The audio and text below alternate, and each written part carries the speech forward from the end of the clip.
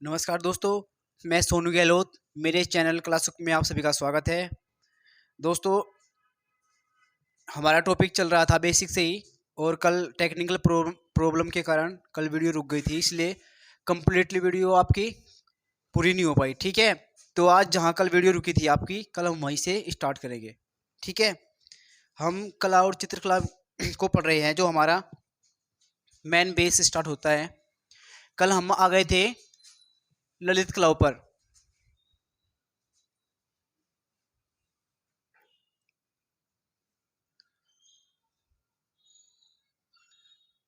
ललित कला, हमारी ललित कलाएं वे कलाएं है जो हमें हृदयगत शांति प्रदान करती है और हमें सुख प्रदान करती है। हमारी ललित कलाएं कहलाती है। ठीक है, ये कल बताया था कि 5 प्रकार की होती है। 5 प्रकार की,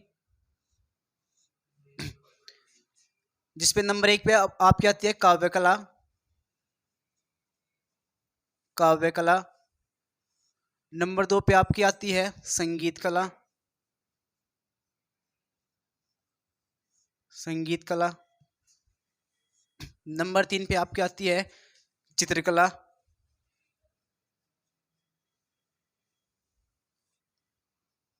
नंबर 4 पे आपकी आती है मूर्ति कला।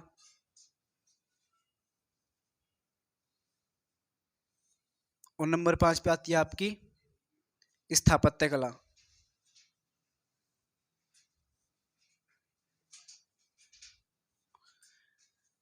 ठीक है दोस्तों, ये थी हमारी ललित कलाएं, जो कल आपकी वीडियो में रुक गई थी। इससे आगे हम बढ़ नहीं पाए थे, तो आज हम यहीं से स्टार्ट करेंगे। मैंने कहा था कि जो ये ललित कलाएं आपकी, इन्हें जो 5 नाम दिए हैं और जो सीक्वेंस दिया है, ये आपके पाश्चात्य विद्वान हैं आपके एक हीगल। ठीक है, हीगल के अनुसार मानी जाती है ये 5। हीगल हीगल ने सीक्वेंस दिया है। हीगल के अनुसार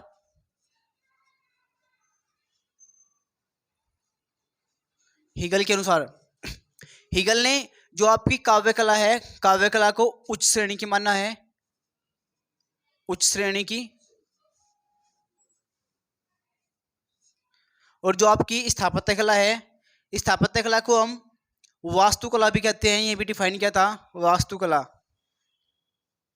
जिसमें आपकी मंदिर भवन निर्माण का कार्य किया जाता है। वास्तुकला, इसे मानना है निम्न श्रेणी की। निम्न श्रेणी की। ठीक है, अब जो हीगल ने इन्हें जो ये सीक्वेंस दिया है, किस आधार पर दिया है? ये आधार था कि जो इनके अंदर गुण है, या इनमें जो इंस्ट्रूमेंट हम सामग्री को यूज करते हैं, उसके आधार पर इन्होंने इन्हें ये सीक्वेंस दिया था। जैसे आपकी काव्य कला है, कल भी बताया था आपको कि काव्य कला को करते समय कलाकार ना तो किसी व्यक्ति विशेष का सहारा लेता और ना ही किसी इंस्ट्रूमेंट का या किसी सामग्री का सहारा लेता, केवल अपनी आवाज के दम पर। जैसे काव्य कला एक कलाकार या सिंगर कह लो आप, एग्जाम्पल दिया था लता मंगेशकर। लता मंगेशकर लता मंगेशकर एक अगर गायक है, वो अगर गायक है तो वो केवल अपनी आवाज से ही उस गीत को गाएगी, तो इसलिए इसे उच्च श्रेणी की इन्होंने रखा है। संगीत कला में आपका इंस्ट्रूमेंट जुड़ जाएगा, जैसे कोई तबला वादक है, बांसुरी वादक है, या वायलिन वादक है। अदर कोई भी उसका जो इंस्ट्रूमेंट है जो बजाता है, वो उसके साथ जुड़ जाएगा, तो इसलिए इसमें जुड़ना स्टार्ट हो जाएगा। चित्रकला में बताया था कि कैनवास है, बड़े बड़े कैनवास को कई कई कलाकार एक साथ मिलकर बनाते हैं, जिसमें बहुत सारे रंगों का ब्रश का प्रयोग किया जाता है। उसमें साधन जुड़ने स्टार्ट हो जाते हैं। तो आपकी चित्रकला तीसरे नंबर पर रखी है। मूर्तिकला में एग्जाम्पल, बड़ा सा एग्जाम्पल दे दूँ आपको, तो राम सुतार ने स्टैचू ऑफ यूनिटी बनाई है आपकी। ठीक है, उसमें लगभग कई हजार कलाकारों ने एक साथ मिलकर काम किया था और बहुत सारा मटेरियल भी उसमें लगा है। अब आती है वास्तुकला। वास्तुकला का एक अच्छा उदाहरण मैं आपको दे दूं, जैसे आपका लाल किला है। लाल किले को बनने में बहुत वर्ष भी लगे, बहुत समय लगा, और कई सारे कलाकारों ने और मजदूरों ने मिलकर उसका निर्माण किया था। तो इसी आधार पर इनमें जो सामग्री या इंस्ट्रूमेंट जुड़ता है उसके आधार पर इन्हें इस श्रेणी में रखा है, जहाँ से आपका क्वेश्चन निकलता है कि आपकी संगीत कला कौन से स्थान पर आती है, या फिर ऐसी कौन सी कला है जो सेंटर में रखी जाती है, या मूर्ति कला कौन से स्थान पे आती है। कैसे भी एग्जामिनर क्वेश्चन उठा लेता है। इस तरह से भी कह सकता है आपको कि अगर जो हमारी ललित कलाएं है, ललित कलाओं में नीचे से ऊपर की ओर जाने पर चौथे स्थान पर कौन सी कला आती है आपकी, तो आपकी संगीत कला। ऊपर से नीचे की ओर जाने पर फला नंबर पे कौन सी कला आती है, किसी भी तरह से क्वेश्चन निकालना होता है। ठीक है।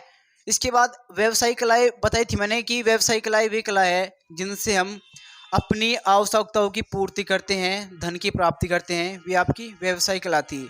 उसमें आपको एग्जामिनर कोई भी कला दे देगा, मान लीजिए आपकी उन्होंने संगीत कला दे दी, तो वो आपसे ये कहेगा और ऑप्शन इसके साथ में देकर 3-4 कि ये कौन सी कला है, व्यवसायिक कला है, संगीत कला है, या ये दोनों है, इनमें से कोई नहीं है। तो आप इस चीज़ को भली बात ही पहचान लेंगे और राइट निशान लगा दें कि ये आपकी ललित कला है। ठीक है, ये आपकी ललित कलाएं थी। अब इन्हें छोटा छोटा सा जान लेते हैं कि इनके अंदर क्या है। काव्य कला, जिसे कलाकार गाता है, जिसमें हम किसी सिंगर को ले लेते हैं। संगीत कला, इसमें वाद्य यंत्र जुड़ जाते हैं, जो कलाकार जैसे तबला बजाता है, ढोल बजाता है, इस तरह के। चित्रकला में कलाकार चित्र का निर्माण करता है।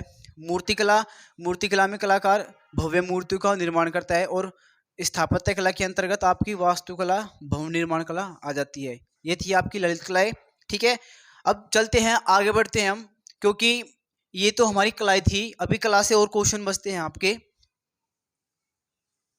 कला, क्योंकि कला कला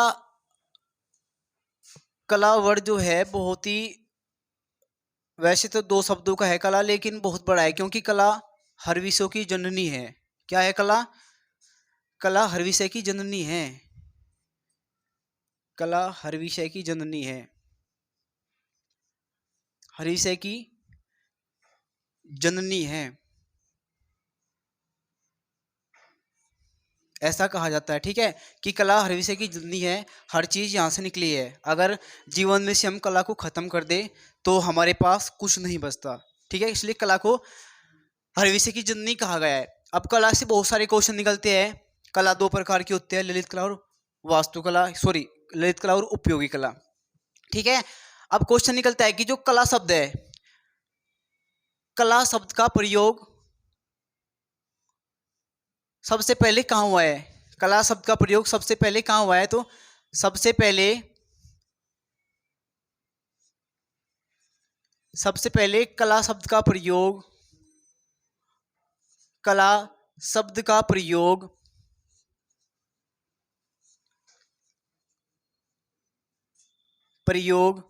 आपका ऋग्वेद में हुआ है।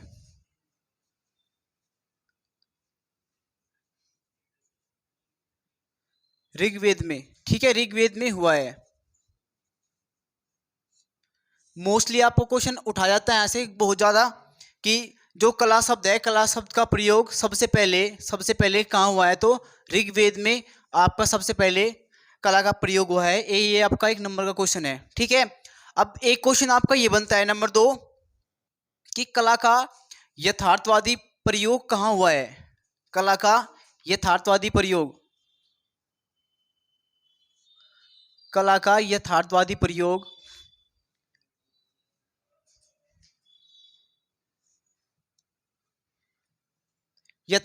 प्रयोग कहाँ हुआ है? तो कला का जो यथार्थवादी प्रयोग है वो आपका नाट्य शास्त्र में हुआ है। नाट्य शास्त्र, ठीक है, कला का यथार्थवादी प्रयोग आपका नाट्य शास्त्र में हुआ है। मोस्ट इंपोर्टेंट क्वेश्चन है आपका। ठीक है, यथार्थवादी प्रयोग।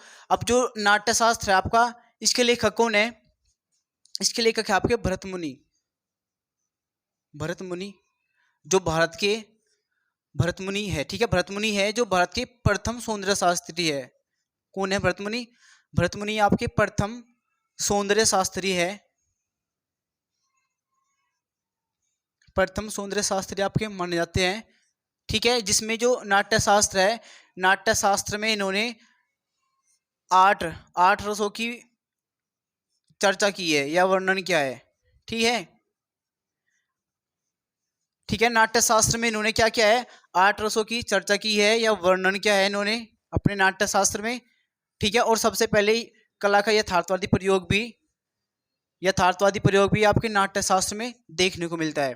ठीक है, अब जो आपके रस होते हैं 9, ठीक है, लेकिन मोस्टली ये क्वेश्चन बच्चों को डिस्टर्ब करता है, परेशान की क्वेश्चन इस तरह से आता है कि नाट्य शास्त्र में भरत मुनि ने कितने रसों का वर्णन किया है, तो बच्चे 9 लगा देते हैं क्योंकि हमारे रस 9 हैं, लेकिन भरत मुनि ने केवल 8 रसों का वर्णन किया है। अगर 9वें रस की बात आती है तो जो आपका 9वां रस है इसकी खोज अभिनव गुप्त ने की थी, अभिनव गुप्त।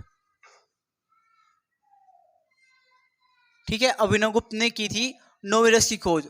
फिर एक क्वेश्चन यहाँ से निकलता है कि आपका 9वां रस है कौन सा जो अभिनव गुप्त ने खोजा है, तो वो आपका जो रस है वो है शांत रस। ठीक है, शांत रस। शांत रस की खोज किसने की थी, अभिनव गुप्त ने की थी, और बाकी जो 8 है इनका जो वर्णन क्या है भरत मुनि ने किया है। तो ये मोटी सी बात है। वैसे किसी रोज मैं सौंदर्य शास्त्र पढ़ाऊंगा तो उसमें जितने भी रस है आपके रस, उनके भाव क्या है, उनके रंग क्या है, या उनके देवता कौन से होते हैं, इस चीज़ पे चर्चा होगी। यहाँ से क्वेश्चन निकला था बेसिक, थोड़ा सा बता दिया आपको कि कला का यथार्थवादी प्रयोग नाट्य शास्त्र में हुआ है, जिसके लेखक भरत मुनि हैं। इन्होंने 8 रसों की रचना की है, और 9वां रस जो है वो शांत रस है, जिसकी खोज अभिनव गुप्त ने की है। ठीक है, ये था आपका पॉइंट। अब अगला क्वेश्चन आपका निकलता है यहां से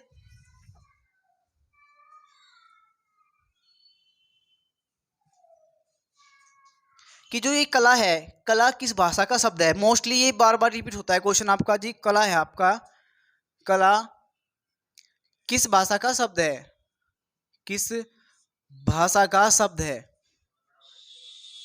किस भाषा का शब्द है। तो इसमें आपका जवाब है संस्कृत, संस्कृत भाषा का। कला से ही कई सारे क्वेश्चन निकलते हैं आपके।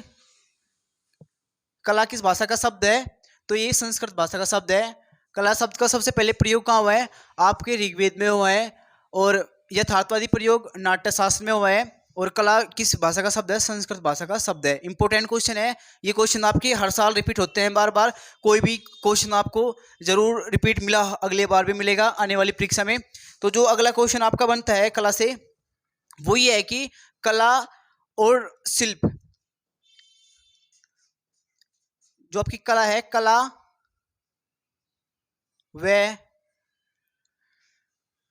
व चित्रकला, कला व चित्रकला के लिए, कला व चित्रकला के लिए शिल्प शब्द का प्रयोग, शिल्प, शिल्प शब्द का प्रयोग, शिल्प शब्द का प्रयोग किस ग्रंथ में हुआ है। इंपॉर्टेंट पॉइंट है आपका, मोस्ट इंपॉर्टेंट, कि कला व चित्रकला के लिए शिल्प शब्द का प्रयोग किस ग्रंथ में हुआ है, किस ग्रंथ में हुआ है। तो इसमें आपका जवाब है राइट, वो है आपका अष्टाध्यायी, अष्टाध्यायी, अष्टाध्यायी ग्रंथ में। इंपॉर्टेंट क्वेश्चन आपका, लिख लो, ये छपेगा क्वेश्चन आपका, इंपॉर्टेंट है। 1 नंबर आपका पक्का, कि जो कला और चित्रकला के लिए शिल्प शब्द का प्रयोग किस ग्रंथ में हुआ है। तो आपका अष्टाध्यायी ग्रंथ है, जहां चित्रकला और कला के लिए शिल्प शब्द का प्रयोग किया गया है। ठीक है, सबसे पहले कहाँ हुआ है, तो आपका यहीं लगेगा अष्टाध्यायी ग्रंथ। अब आते हैं जो अष्टाध्यायी ग्रंथ है, इसके लेखक कौन है। इसके लेखक है पाणिनि, पाणिनि, पाणिनि इसके ग्रंथ के लेखक है। इसके लेखक भी, ग्रंथ देकर लेखक भी पूछे जाते हैं। और एक क्वेश्चन ये आपका जो बताया कि कला व चित्रकला के लिए शिल्प शब्द का प्रयोग किस ग्रंथ में हुआ है, तो आपका अष्टाध्यायी ग्रंथ में हुआ है, जिसके लेखक पाणिनि है। ठीक है, अब ये हो गया आपका, एक बार देखो आप। इसके बाद जो अगला क्वेश्चन आपका बनता है, ये होता है कि भाई आपने पढ़ा होगा कि भाई 64 कलाओं का वर्णन कहाँ हुआ है, 86 कलाओं का कहाँ हुआ है, या 72 कलाओं का, या और भी जो कलाएं पूछ लिया जाती है आपसे कि इन कलाओं का वर्णन कहाँ हुआ है, तो वो जानेंगे हम इसके बाद। अभी जो नेक्स्ट पॉइंट होगा हमारा वो यहीं से होगा।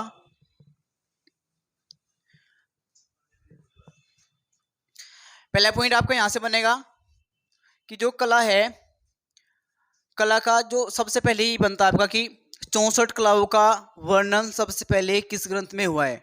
ठीक है, 64 कलाओं का, 64 कलाओं का वर्णन,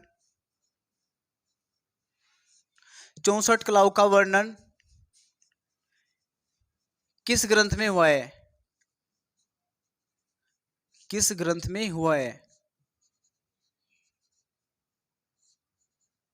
ठीक है, तो इसमें आपका राइट है, क्वेश्चन इस तरह से आता है आपका कि सबसे पहले 64 कलाओं का वर्णन किस ग्रंथ में हुआ है, तो इसमें राइट है आपका कामसूत्र, कामसूत्र ग्रंथ में हुआ है। ठीक है, यहाँ 64 कलाओं का वर्णन हुआ है। और जो अगर आपसे कोई क्वेश्चन कर ले कि वह कौन सा देवी या देवता है जो 64 कलाओं में निपुण है, तो वो आपके श्री कृष्ण भगवान जी है।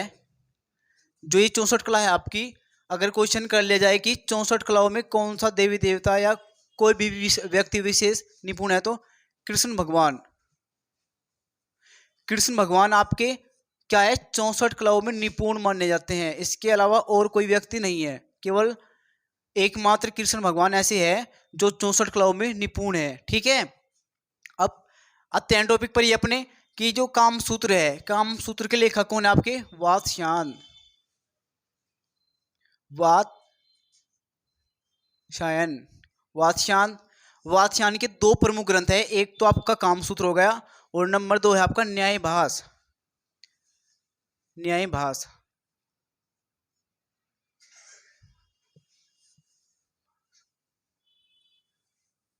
ठीक है, दो ग्रंथ आपके, एक तो कामसूत्र, दूसरा न्यायभास।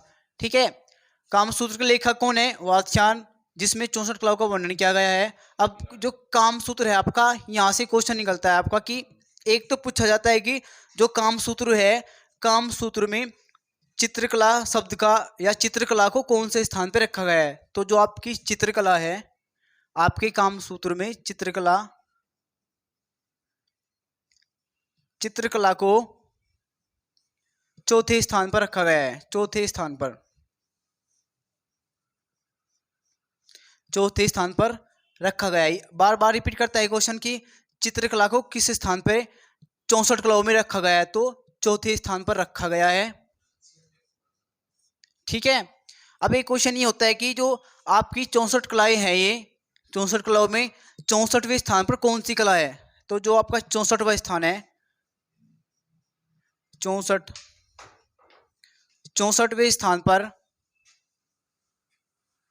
64वें स्थान पर आपकी व्यायाम कला है, व्यायाम कला। ठीक है, 64वें कला पर आपकी व्यायाम कला है और चौथे पर आपकी चित्रकला है। ये दो, वैसे तो 64 है, आप नेट पे सर्च मारो तो मिल जाएगा, लेकिन यहाँ से आपका एक नंबर आता है। ठीक है, इंपॉर्टेंट है ये।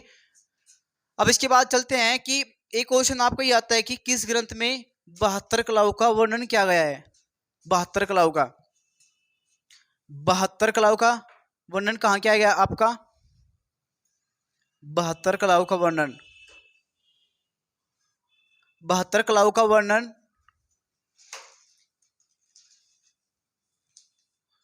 72 कलाओं का वर्णन आपका प्रबंध कोश में किया गया है, प्रबंध कोश, प्रबंध कोश। ठीक है, प्रबंध कोश में क्या गया है 72 कलाओं का वर्णन। इंपॉर्टेंट है, बच्चे डिस्टर्ब हो जाते हैं कंफ्यूजन में कि 72 का कहाँ हुआ है। फिर वो एक आपका ग्रंथ है ललित विस्तार, ललित विस्तार, जिसमें वो टिक करते हैं, लेकिन उसमें अलग है। ये इंपॉर्टेंट है आपका कि 72 कलाओं का वर्णन आपका प्रबंध कोश में किया गया है, जिसके लेखक राजशेखर सेन सूरी है, राजशेखर सेन सूरी, राजशेखर सेन सूरी। ठीक है, इंपॉर्टेंट है आपका 64 कलाओं का वर्णन आपका कामसूत्र में, 72 कलाओं का वर्णन आपका प्रबंध कोश में। ठीक है, कामसूत्र के लेखक आपके वात्स्यायन है और प्रबंध कोश के लेखक आपके राजशेखर सेन सूरी है, जिसमें 72 कलाओं का वर्णन किया गया है। ठीक है, अब एक क्वेश्चन आपका निकलता है यहाँ से कि किस ग्रंथ में 86 कलाओं का वर्णन किया गया है। ठीक है, यहाँ देखते हैं हम 86 कलाओं का इंपोर्टेंट पॉइंट आपके सारे ही। नंबर 3 पे आता है आपका 86 कलाएं। किस ग्रंथ में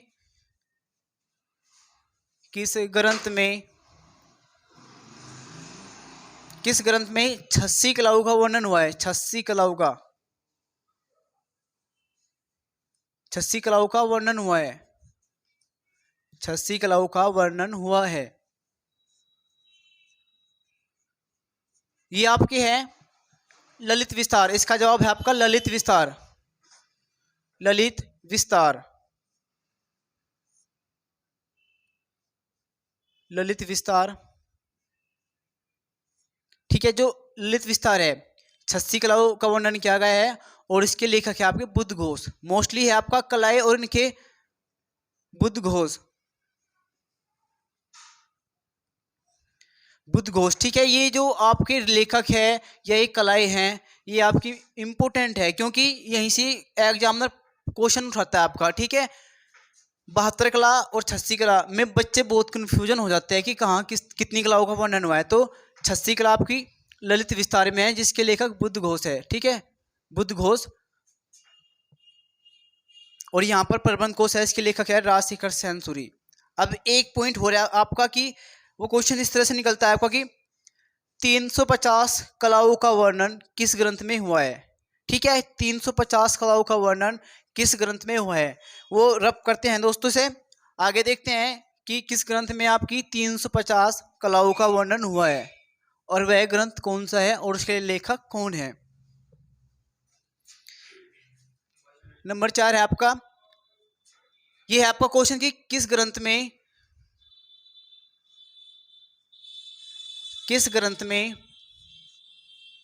350 कलाओं का वर्णन हुआ है, 350 कलाओं का वर्णन हुआ है, वर्णन हुआ है। तो दोस्तों आपके राइट है कला विलास, कला विलास, कला विलास ग्रंथ में, कला विलास ग्रंथ में 350 कलाओं का वर्णन हुआ है, जिसके लेखक आपके क्षेमेंद्रनाथ है, क्षेमेंद्रनाथ। ठीक है, क्षेमेंद्रनाथ की आपकी ग्रंथ है कला विलास और इसमें 350 कलाओं का वर्णन किया गया है। यही आपके मोस्ट इंपोर्टेंट है। वैसे तो और भी ग्रंथ है, लेकिन यहाँ से अधिकतर 100% क्वेश्चन निकलते हैं। एक बार बेसिकली लिख दूं मैं आपका, कामसूत्र, कामसूत्र में आपके 64 कलाएं। नंबर 2 आपकी ललित विस्तार, ललित विस्तार में आपकी 86 कलाएं। नेक्स्ट आपका प्रबंध कोश, प्रबंध कोश, प्रबंध कोश में आपकी 72 कलाएं। नेक्स्ट है आपका कला विलास, कला विलास, कला विलास में आपकी 350 कलाएं। ठीक है, एक बार लाइटली आप देख लेंगे, आपके काम आएंगी ये चीज़ें। आपको उनका बार बार रिवीजन करना है, तभी ये आपके माइंड में सेट होगी, नहीं तो आपको ये परेशान करती रहेंगी। ठीक है, आपने एक उक्ति सुनी होगी, करत करत अभ्यास के जड़मत हो सजान, करत करत अभ्यास के जड़मत हो सजान, रस्सी आवा जावाते सल पे पड़े निशान। जब तक आप लगातार रिवीजन नहीं करेंगे तब तक आपकी याद नहीं होंगी। ठीक है, ये इंपोर्टेंट था आपका। और यहाँ से आपका एक नंबर का क्वेश्चन निकल जाता है। ये थी आपकी कलाएं। कलाएं आगे पढ़ते रहेंगे हम, फंडामेंटल में क्वेश्चन निकलते रहेंगे, मैं आपको बताता रहूँगा। फिलहाल हम, ये था आपका कला का फंडामेंटल। अब चलते हैं हम चित्रकला की ओर, चित्रकला, चित्रकला की ओर। ठीक है, एक बार से रफ करता हूँ, तो चित्रकला को भी थोड़ा सा खोल के जानते हैं कि इसमें क्या चीज़ होती है और किस तरह से यहाँ से क्वेश्चन आपके लिए एग्जामिनर निकालते हैं। ठीक है, राजन भाई एक बार गेट बंद कर दो आप। चित्रकला, चित्रकला देखो आपकी कला डिफाइन की है। अब आती है आपकी चित्रकला। जो चित्रकला है आपकी, इससे पहले जान लें कि इसमें 3 चीजें हैं आपकी। नंबर 1 तो है आपके अंग, चित्रकला के अंग।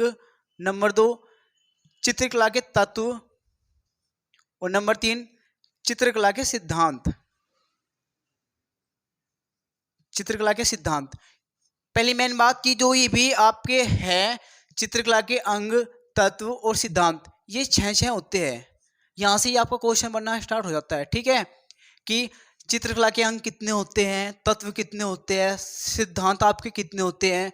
तो सब के सब 6 हैं। एक पॉइंट तो आपका ये हो गया कि बच्चे आजकल कॉलेजों में बच्चों को डिटेल से फंडामेंटल भी नहीं सिखाया जाता। डिग्री कॉलेज में मैं खुद पढ़ के आया हूँ, वह हमें केवल 2-4 दिन मैम ने क्लास ली होगी हमारी, नहीं तो सब खुद से ही बच्चे करते हैं। अगर वहाँ पढ़ा दिया जाए तो शायद कोचिंग की आवश्यकता ना पड़े आपको, क्योंकि ये बेसिक है, बेसिक ही मजबूत नहीं होता बच्चे का तो वो क्या एग्जाम की तैयारी करेगा, ठीक है। तो आपके अंग भी 6 होते हैं, तत्व भी 6 होते हैं, सिद्धांत भी 6 होते हैं, ठीक है। इनसे आपके बहुत क्वेश्चन निकलता है एग्जामिनर, लगभग 2-3 क्वेश्चन या ज़्यादा ही आपके हर साल निकलते हैं, ठीक है। तो पहले हम जानेंगे चित्रकला के अंग।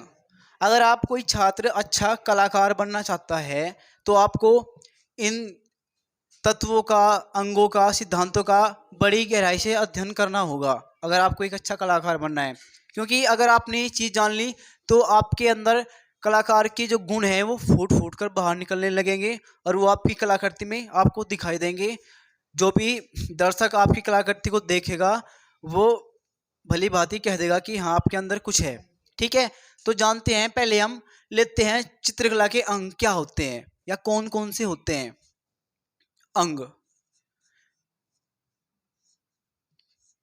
चित्रकला के अंग, इन्हें हम चित्रषडांग भी कहते हैं, चित्रषडांग, ठीक है। ये आपके 6 होते हैं, जिसमें आपका पहले नंबर पे आता है रूप भेद। रूप भेद, ठीक है। आपने इसके लिए एक श्लोक भी लिखा है, रूप भेद प्रमाण भाव लावण्य योजना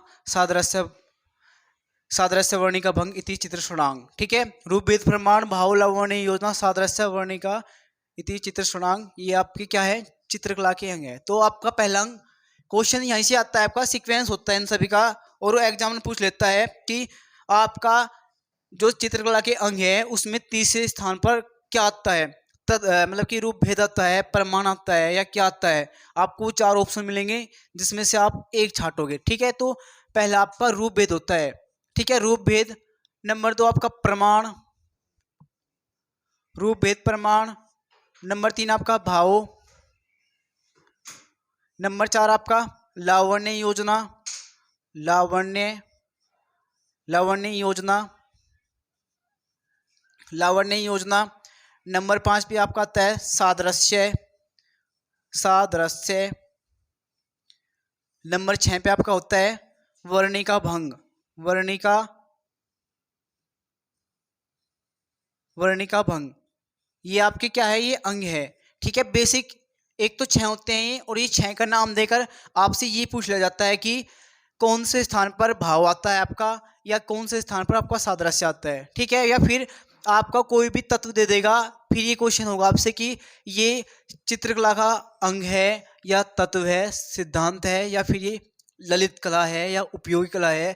तो आपको इन्हें याद रखना है कि ये आपके अंग है, क्योंकि अंग, तत्व, सिद्धांत, ये आपकी उपयोगी कला, ललित कला, इन सबको आप अगर बारीकी से नहीं जानेंगे तो आप कन्फ्यूजन होने के कारण आप क्वेश्चन को गलती कर देंगे, ठीक है। ये है तो नॉर्मल बेसिक चीज़ें, लेकिन जब आप इन्हें नहीं पढ़ते तो एग्जाम में अधिकतर लगभग 100% बच्चे इन्हीं क्वेश्चनों को गलती करते हैं, ठीक है। तो आपको इस गलती से बचना है, इन चीज़ों को आपको रिवीजन करना है, इन्हें पढ़ना है ताकि आप इन्हें ना भूलें, ठीक है दोस्तों।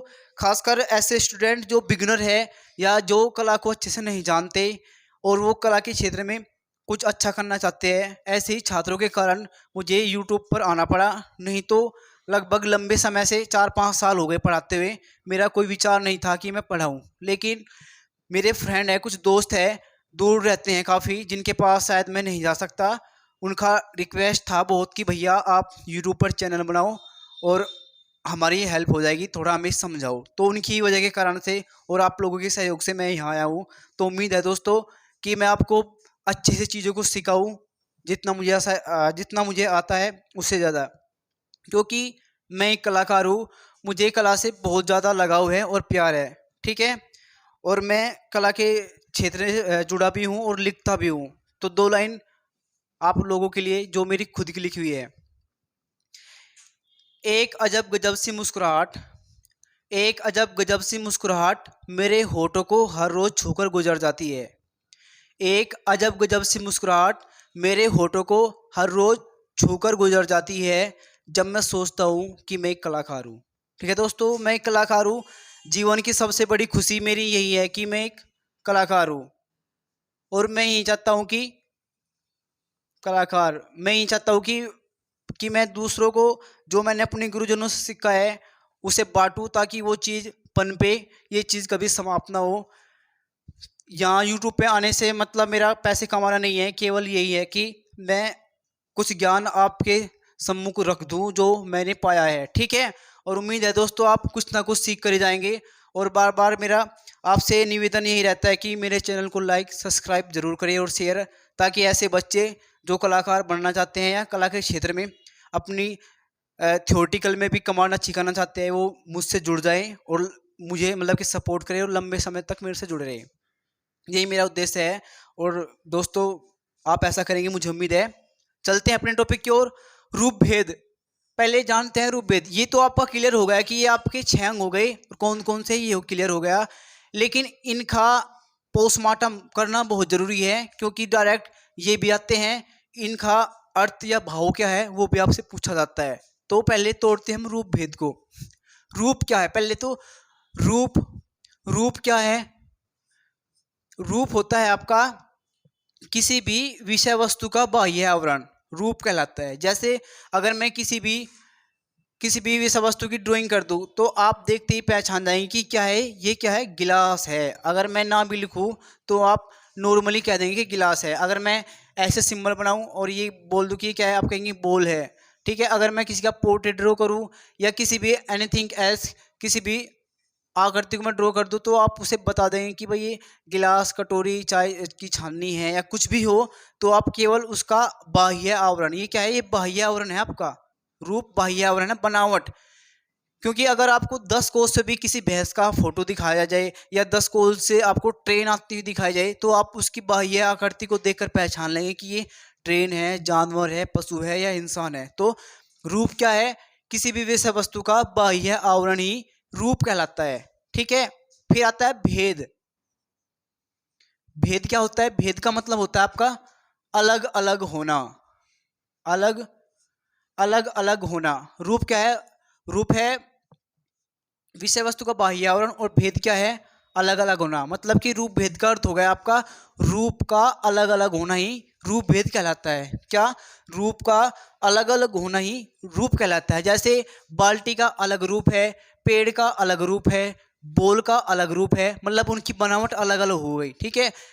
तो ये क्या है, रूप रूप अलग अलग होते हैं तभी वो रूप भेद कहलाते हैं। रूप क्या है, विषय वस्तु का बाह्य आवरण, और भेद क्या है, अलग होना। तो रूप का अलग अलग होना ही आपका रूप भेद कहलाता है, ठीक है। क्वेश्चन आपको यही मिल सकता है कि रूप का अलग अलग होना क्या कहलाता है, तो आपका रूप भेद कहलाता है। अगर ये पूछ ले कि रूप क्या है तो वस्तु का बाह्य आवरण ही रूप कहलाता है। ये था आपका रूप भेद। नेक्स्ट स्थान पे आता है आपका प्रमाण। प्रमाण क्या होता है, प्रमाण होता है, देखो रूप से अभी बहुत सारे क्वेश्चन निकलेंगे आपके दोस्तों, लेकिन अभी जब हम तत्व के अंदर जाएंगे और तत्व को डिफाइन करेंगे तब हम आपको बताएंगे कि इसमें बहुत अभी पॉइंट बचे हैं। लेकिन फिलहाल बेसिक है ताकि आपके माइंड में सेट हो जाए, तो आप यहीं तक सीमित रखिए फिलहाल, आगे हम इसे डिफाइन करेंगे। चलते प्रमाण की ओर। कितना टाइम हो गया दोस्तों, टाइम हो गया। मुझे अभी बहुत सारे काम होते हैं, बच्चों का टेस्ट वगैरह और पढ़ाई भी करनी होती है, तो 30-40 मिनट की वीडियो ही अपलोड कर पाऊँगा मैं। कल हमारा टॉपिक यहीं से स्टार्ट होगा, प्रमाण से ही, और लगातार आपकी क्लास ऐसे ही कंटिन्यूटी चलती रहेगी। आपका कोई पोर्शन नहीं छोड़ा जाएगा। बेसिक से आपको जो आपका इंडियन है, आपके कंटेम्प्रेरी आर्टिस्ट है या स्थापत्य कला है, जो भी आपका केवीएस का और यूपी टीजीटी पीजीडी का सिलेबस है उसके अकॉर्डिंग मैं आपको पढ़ाऊंगा। एक क्वेश्चन आपका बाहर नहीं आएगा, बस आपको मेरे से जुड़े रहना होगा, ठीक है दोस्तों। और मैं फिर लास्ट में आपको यही बात करता हूँ कि आप मुझसे जुड़े, मेरे चैनल को लाइक सब्सक्राइब ज़रूर करें और कमेंट में अपनी राय ज़रूर दें कि आपको किसी टॉपिक में प्रॉब्लम है या आपको कोई टॉपिक परेशान कर रहा है, ताकि मैं उसे आपको दोबारा मतलब कि आपको खोलकर उसे पढ़ा दूँ। ठीक है दोस्तों, मिलते हैं कल अच्छी मतलब कि अपनी आज की वीडियो के साथ ही। तब तक आपको नमस्कार, बाय बाय, धन्यवाद।